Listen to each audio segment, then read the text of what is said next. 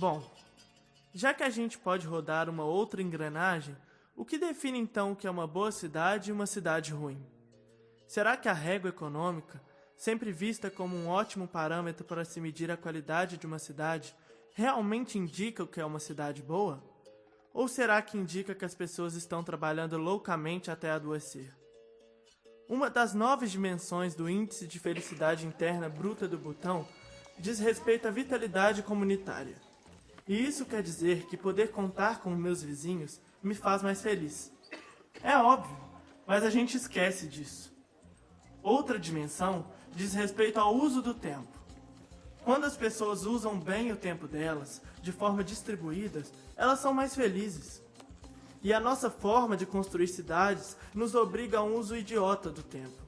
A gente passa 4 horas em um trânsito se deslocando e gasta a coisa mais importante, que é o nosso tempo de vida.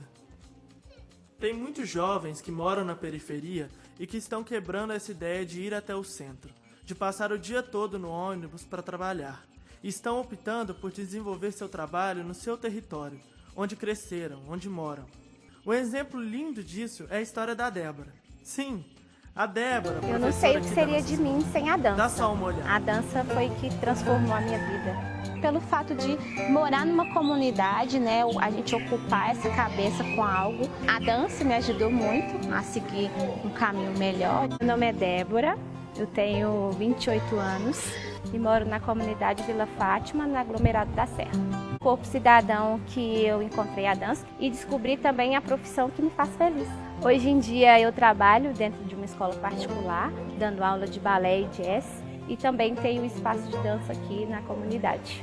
Eu ter abrido essa escola aqui dentro da comunidade tem a ver com essa questão de trazer para o pessoal daqui o que eu tive dentro do Corpo Cidadão. Do mesmo jeito que eu tive a oportunidade, alguém olhou para mim diferente, eu também quero pegar as que têm potencial e colocar para frente, sabe? Eu percebo que tem emoção, assim, nas minhas alunas. Gratificante estar no palco, mas é mais gratificante ainda você ver as suas alunas dentro do palco, sabe? Na coxinha a gente chora, é muito emocionante ver elas fazendo, transmitindo aquilo que eu passei, sabe, para elas.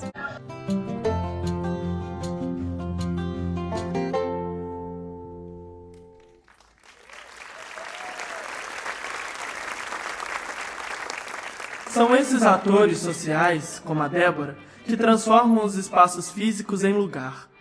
Ter esse olhar é compreender que o espaço público possui uma dimensão socializadora para muitos cidadãos, que se apropriam dele para encontros, interações afetivas ou mesmo como palco para a expressão da cultura que produzem. É isso mesmo. A gente está falando de produção de cultura.